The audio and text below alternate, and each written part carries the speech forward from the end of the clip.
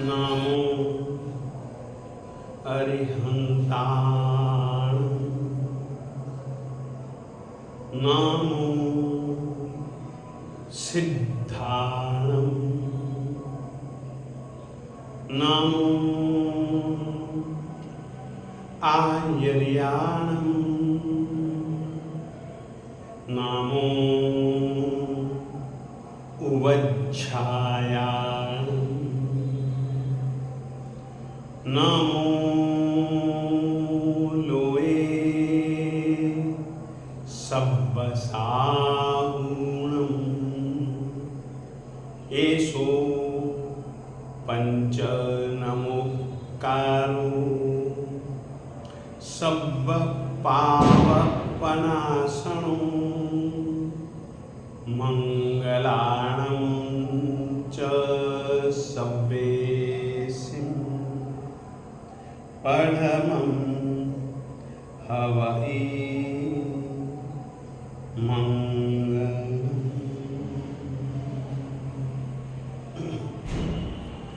नामाकृति द्रव्यभावहि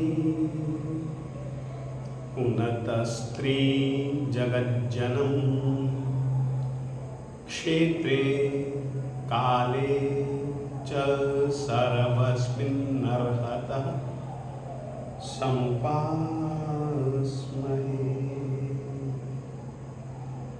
आदिमं पृथिवीनाथ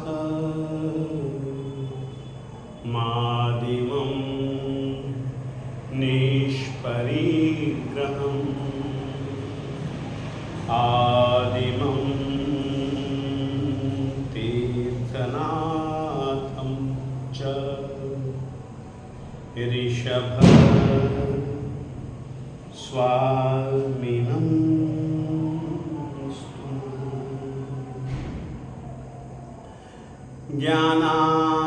ज्ञानामृतेन लोकानां कष्टोच्छेद विधायिने ऐदं युगीन वीराय नमो वल्लभ सूरये अज्ञानतिमिरान्धानां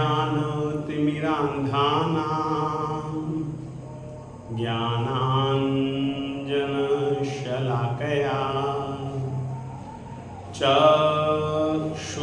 चक्षुरुन्मीलितं येन तस्मै श्री गुरवे नमः। तस्मै सत् गुरवे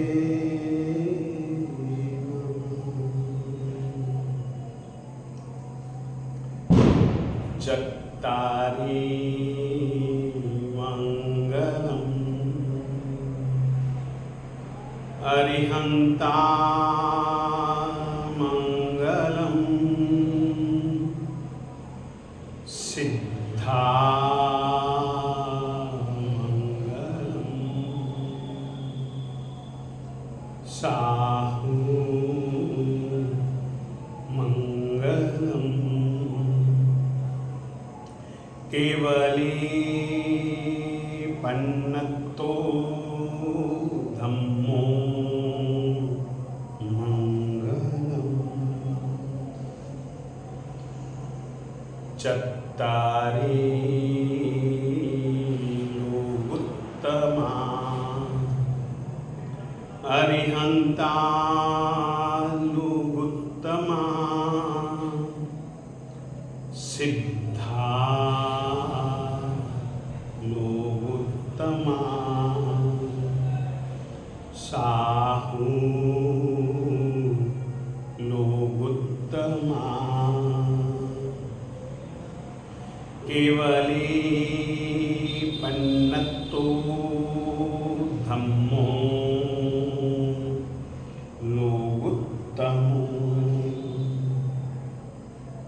चत्तारि शरणं पवज्जामि अरिहन्ते शरणं पवज्जामि सिद्धे शरणं पवज्जामि साहू शरणं पवज्जामि केवली पन्नत्तं धम्मं शरणं पवज्जामि। एक खास सूचना, भक्तामृत स्तोत्र के विषय को सुनने वाले कई भाग्यवानों और माताओं बहनों ने आग्रह किया है कि महाराज सप्ताह में एक दिन तो परीक्षा लीजिए, ताकि आपको पता लगे कि हम सुन भी रहे हैं या नहीं, और हमको भी पता लगे कि हम कैसे सुन रहे हैं। वैसे भी भक्तामृत स्तोत्र अपने आप में बहुत चमत्कारिक स्तोत्र है। हर एक गाथा कुछ नया प्रकाश हर किसी के लिए जुदा जुदा उसकी जरूरत के अनुसार दिखलाने वाला है। गुरुजी, परीक्षा तो लेने का आप निश्चित कीजिए ना। ठीक है, उनका आग्रह हमको स्वीकार है, और उनके आग्रह को स्वीकार करके प्रति रविवार के दिन जिस समय अपन लोगों का यह समय है, उसी ही समय आपको पेपर भी पहुंच जाया करेगा, और आपको उसी नंबर पर ही अपने पत्र उत्तर पुस्तिका उत्तर पत्र भी आपको उसी ही एड्रेस पर, उसी ही मोबाइल नंबर पर भेज देने हैं। परिणाम आपको प्राप्त हो जाएगा। संस्कृत भाषा या प्राकृत भाषा, इन दोनों भाषाओं में आप बोले चाहे लिखें, संयुक्त अक्षरों का प्रयोग किया जाता है। संयुक्त अक्षर उसको कहा जाता है बिना स्वर के दो या दो से अधिक व्यंजनों का जुड़ना। फिर से कहना चाहता हूं, संस्कृत और प्राकृत भाषा में संयुक्त अक्षरों का प्रयोग प्रायः करके अधिक पाया जाता है। संयुक्ताक्षर शब्द का अर्थ होता है किसी भी स्वर के बिना दो या दो से अधिक व्यंजन जब आपस में जुड़ जाते हैं तब वे संयुक्ताक्षर कहलाते हैं। संयुक्त अक्षरों में स्वर का प्रयोग हमेशा अंतिम व्यंजन के साथ में ही किया जाता है, यानी अंतिम स्वर के पहले जितने भी व्यंजन जुड़े हुए होते हैं शब्द के अंतर्गत, वे संयुक्त कहलाते हैं। जिस तरीके से कि एक भक्तामृत में श्लोक है, स्त्रीणाम शतानि शतशो जनयन्ति पुत्रान्। स्त्रीणाम,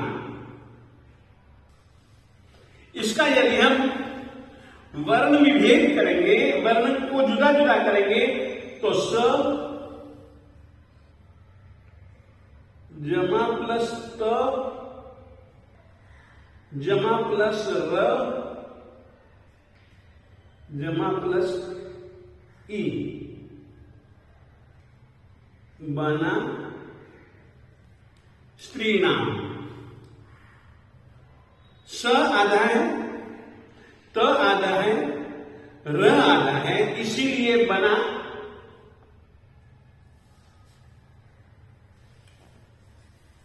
स्त्र। अब ई र अंतिम व्यंजन है, इस कारण से ई इसके साथ में जुड़ गया तो यह बन गया स्त्री। स्वर से पहले जितने भी व्यंजन आपस में जुड़ते हों वे जरूरी नहीं है दो ही हों, दो से अधिक भी हो सकते हैं। जिस तरीके से संस्कृत में पिंडाक्षर मिलते हैं मंत्र के रूप में, पिंडाक्षर देखिएगा, उसमें भी आपको मैं बतलाना चाहता हूं कि कितने सारे अक्षर जुड़ करके संयुक्त अक्षर बना और बिल्कुल अंतिम व्यंजन के साथ में ही स्वर आया। जैसे कि संस्कृत के मंत्र साहित्य में पिंडाक्षर रूप जो मंत्र हैं उनमें से एक मंत्र ही आपको उदाहरण देता हूं, क्ष्मल्लर्व्युम्। जिस तरीके से ये मैंने एक मंत्र लिखा क्ष्मल्लर्व्युम्, अब देखिए इसमें क है, क के बाद में श है, श के बाद में म है, म के बाद में ल है, ल के बाद में र है, र के बाद में व है, व के बाद में य है। क्ष्मल्लर्व्युम् जब हम बोलते हैं, क्ष्मल्लर्व्युम्, हमल्लर्व्युम्, च्मल्लर्व्युम् इत्यादि ये जो मंत्र जब बोले जाते हैं तब ये जो शब्द है बिल्कुल सब अक्षर हलंत हैं। अब देखिए क्ष्मल्लर्व्युम् में क श तो जुड़ करके बना क्ष, क्षम, म जुड़ गया, ल जुड़ गया, र जुड़ गया, व जुड़ गया, य जुड़ गया, क्ष्मल्लर्व्युम्। अब जब अंत में हमको ऊ को जोड़ना है तो ऊ को हम मात्रा के रूप में जोड़ेंगे तो क्ष्मल्लर्व्युम्, क्ष्मल्लर्व्युम्, तो शब्द बन गया क्ष्मल्लर्व्युम्, क्ष्मल्लर्व्युम्।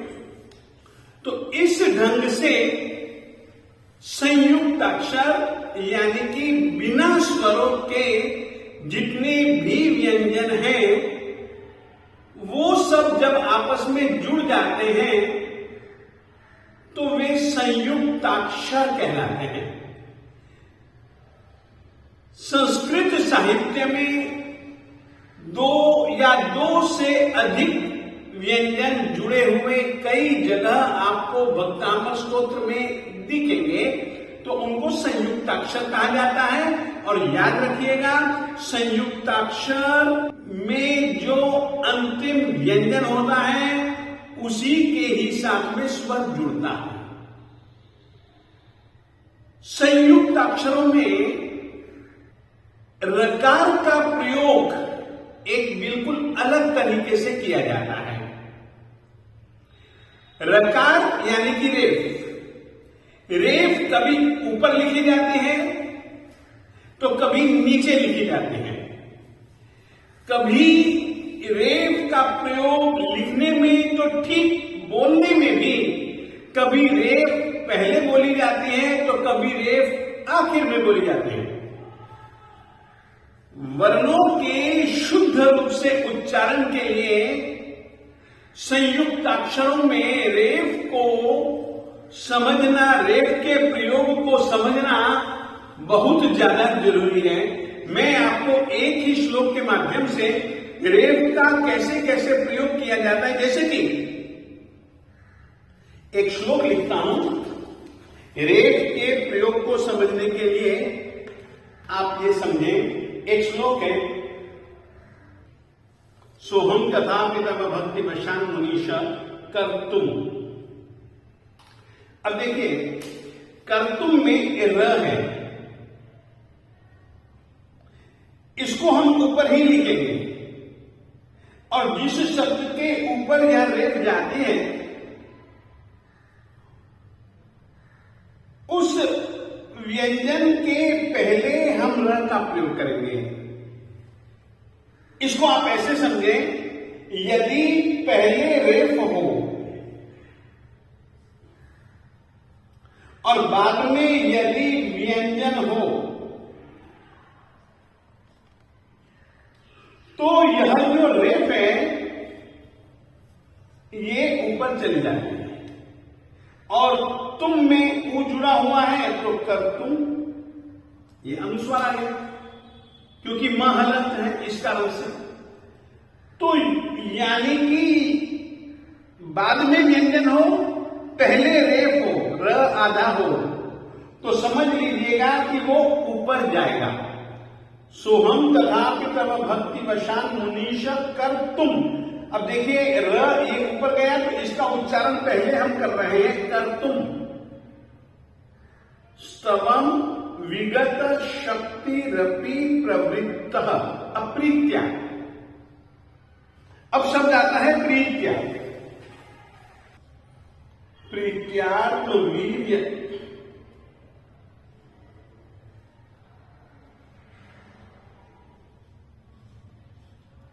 मविचार्य। अब देखिएगा प्रीत्या प में यह जो है ना ये रेफ है। यदि रेफ के पहले, यदि इस र के पहले कोई व्यंजन हो जैसे कि प है, रेफ के पहले यदि व्यंजन है तो ये र नीचे जुड़ेगा।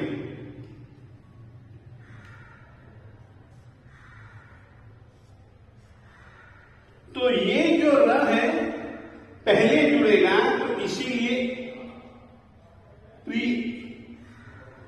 प्रीत्यात्मा।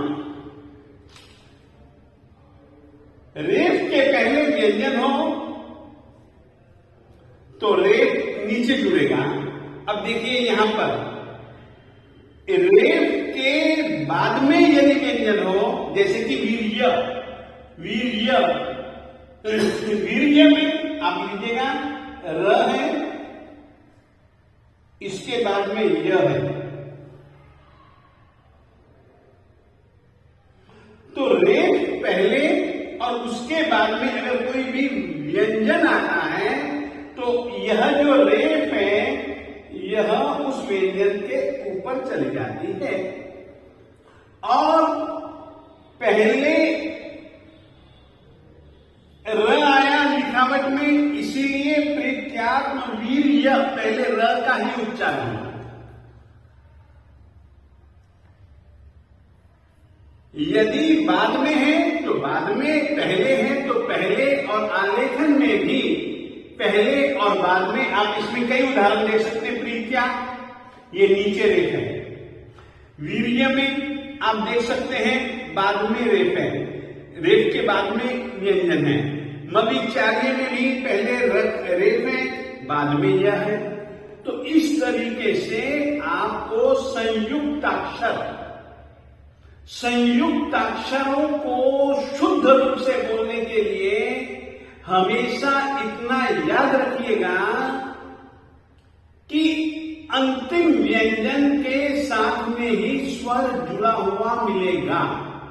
तब तक के अक्षरों में यदि आप कहीं पर भी भूल चूक से भी स्वर को जोड़ देते हैं तो वह संयुक्ताक्षर नहीं गिना जाता, और उसका उच्चारण यदि आप उस रीति से करते हैं तो वह शुद्ध उच्चारण भी नहीं माना जाता। तो संयुक्ताक्षरों में रकार को, अब जैसे कि नान्यासुतम तदुपमम जननी प्रसूता, इस श्लोक में पुत्रान आता है। स्त्रीनाम शतान शतशो जनयन्ति पुत्रान। अब देखिए त के बाद में र है और उसके बाद में आ है, तो ही त के बाद में है ना र, इसीलिए ये पुत्रा यूं बोला जाएगा, पुत्रान। तो विशेष करके संस्कृत में और प्राकृत में तो बहुत ज्यादा संयुक्त अक्षरों का प्रयोग किया जाता है। तो जब कभी भी आप लिखावट में इस रीति से रेफ का प्रयोग पाएं तो उस रेफ को यानी कि उस रकार को आप कैसे बोलेंगे, आज मैंने आपको यह चीज बताने की कोशिश की। और दूसरी बात मैंने यह भी कोशिश की, संयुक्त अक्षर जितने भी हैं जैसे कि भक्तामर, क और त जुड़ा हुआ है और त में आ जुड़ा हुआ है, तो भक्तामर क बिल्कुल हलंत बोलेंगे आप। पहले वाला अक्षर आप हलंत ही बोलेंगे जितने भी संयुक्त अक्षर में हैं। तो इस तरीके से प्रणम्य, प के बाद में है र तो प्रणम्य, तो प को व्यंजन ही बोलेंगे, प को आप प्रणम्य ऐसा नहीं बोल सकते। तो इस तरीके से विशेष करके संयुक्त अक्षरों में रेफ का प्रयोग और संयुक्त अक्षरों का आप उच्चारण बिल्कुल हर रीति से स्वर रहित करेंगे तो ही आप भक्तांग स्तोत्र हो चाहे कोई भी सूत्र क्यों ना हो, उसका सही रीति से आप उच्चारण कर पाएंगे और सही रीति से आप आलेखन कर पाएंगे। प्रायः करके हम लोग स्वाभाविक रूप से इस तरीके से ही बोलते हैं, परंतु नहीं, अब जब कभी भी आपको बोलना है तो समझ पूर्वक बोलना है कि इसका प्रयोग इसी रीति से किया जाता है, बोलने में भी और आलेखन में भी। आज संयुक्त अक्षर को लेकर के मैं कहना चाहता हूं। फिर एक दूसरी चीज, काव्य में और आलेखन में, चाहे गद्य में आलेखन करो चाहे पद्य में आलेखन करो, व्यंजन यदि हलंत चिन्ह से युक्त है, व्यंजन यदि आधा लिखा हुआ है, आप समझ लीजिएगा कि उसका उच्चारण आपको बिना स्वर के ही करना है। उदाहरण, स्तोत्रम, स्तो संयुक्त है, स आधा है, त है, त के बाद में ओ है, तो स्तो। कितनी जन प्राय करके ऐसा भी होता है, यदि आधा स पहले आता है तो हम उसको स्तोत्रम ऐसा बोलते हैं, ई साथ में जोड़ देते हैं। कृपया संस्कृत में ऐसा नहीं चलता है। संस्कृत में स है तो स को स ही बोलना पड़ेगा, स्वर रहित है तो उसको स्वर रहित ही बोलना पड़ेगा। इतना भी ध्यान रखिए कि आधे यानी कि हलंत और आधे लिखे हुए व्यंजन को आपको वैसा ही बोलना है, उसके आगे पीछे कोई भी शब्द नहीं जोड़ना है। यह भी आप लोगों को, ये संयुक्त अक्षरों में इस बात का भी आप लोगों को खास रूप से ख्याल रखना चाहिए। इतना ही आज के दिन मैं आपसे कहना चाहता हूं।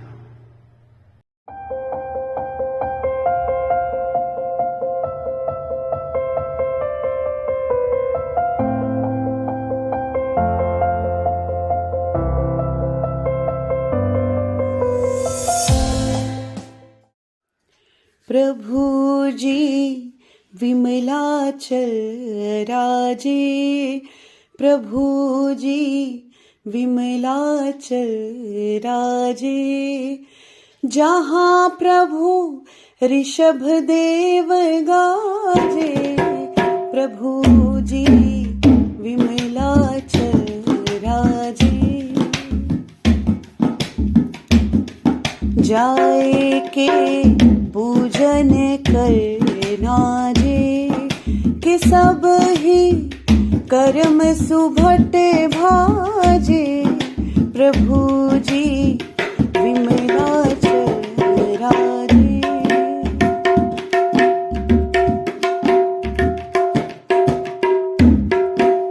भवी जन क्यों आलस करत, मिथ्या मत घेरा, कर्म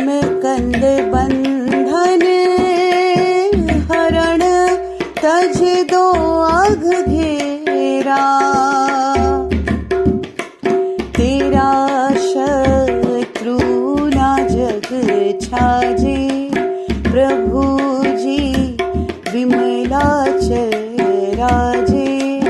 जहाँ प्रभु ऋषभ देव गाजे, प्रभु जी विमलाचल राजे।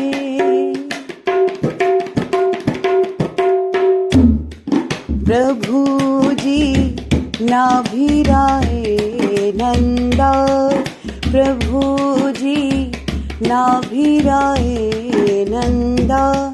काट सब कर मन का फंदा, भई जग में सुर तरु कंदा।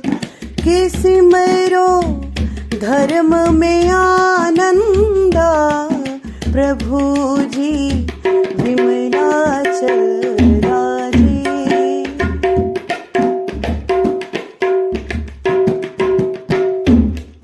कि निज गुण सत्ताची घन प्रगटी, पुण्य रास एकतान। अजर अमर पूरण पद पामी, प्रगट केवल ज्ञान भवी जन महानंद काजी। प्रभु जी विमलाचल राजे। जहाँ प्रभु ऋषभ देव गाजे, प्रभु जी विमलाचल राजे। प्रभु तुम दर्शन हितकारी, प्रभु तुम दर्शन हितकारी। तरे भव वन से नर नारी, जिन्होंने चरण शरण धारी। के खिल गई निज गुण वनवारी, प्रभु जी विमलाचल राजे।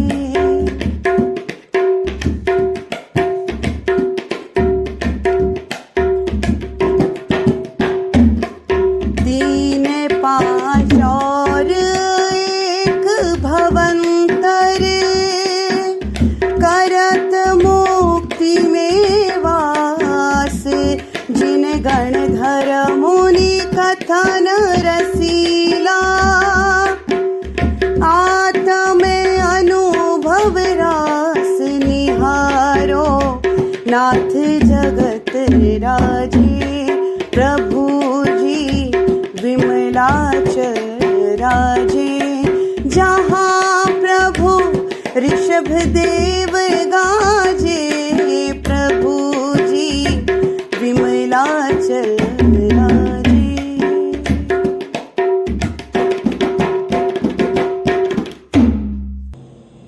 शिवमस्तु सर्वजगतः, परहित निरता भवन्तु भूतगणः। दोषः प्रयान्तु नाशम्, सर्वत्र सुखी भवतु लोकः। सर्वमङ्गलमाङ्गल्यं सर्वकल्याणकारणं, प्रधानं सर्वधर्माणां, जैनं